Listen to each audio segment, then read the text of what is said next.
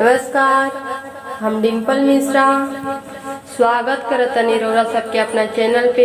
आज हम आप सब खातिर लेके आए बने अच्छा सा प्यारा सा शिव जी के गीत। आप सब ये गीत सुनिए। अगर ये गीत पसंद आए तो लाइक सब्सक्राइब शेयर करें और हाँ कमेंट करके बताएं कि ये गीत आप सबके कैसा लगला। कहाँ ही बड़े शिव जी लोढ़ा सिलावटिया, कहाँ बड़े भंगिया धतूरी हो।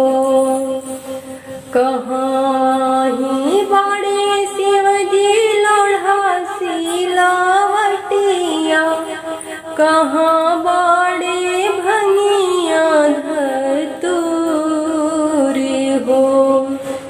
कहाँ ही बड़े शिवजी फुलाए कटोरिया, भंगिया उठाई भलू दे हो।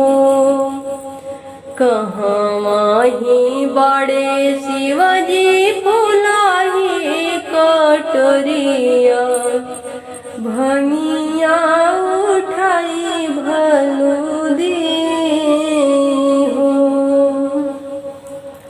घरमा में बड़े गौरा लोढ़ा सिलावटिया, खुटिया पर भंगिया धतूरे हो।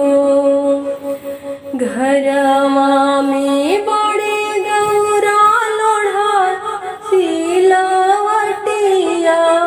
खुटिया में भंगिया धतूरी हो। कोठी पर बड़े गौरा फुलाए कटोरिया, भंगिया उठाई भलू दे हो। एक कहीं हाथे गौरा भंगिया रगरेली, दूजे हाथे नैना पोछे लो रे हो। एक कहीं हाथे गौरा भंगिया रगरेली, दूजे हाथे पोछे नैना लो रे हो। किया तोहरे गौरा सखी माना परेले, किया सहोदरा जेठ भाई हो। किया तोहरे गौरा सखी माना परेले, किया सहोदर जेठ भाई हो। किया गौरा तोहरा हो माई माना परेले, काहे नैना ढरे लोर हो। नाही मोराए शिवा सखी माना परेले, नाही सहोदर जेठ भाई हो।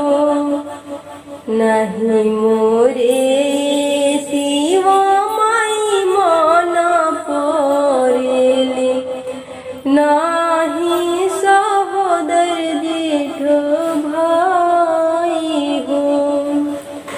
जहिया से शिवजी रे घरे आईनी, भंगिया पीसत दिन जाए हो। ससुरा के बात गौरा नैहर जनी करे हो, हंसी हन भाभी तो हारे हो। ससुरा के बात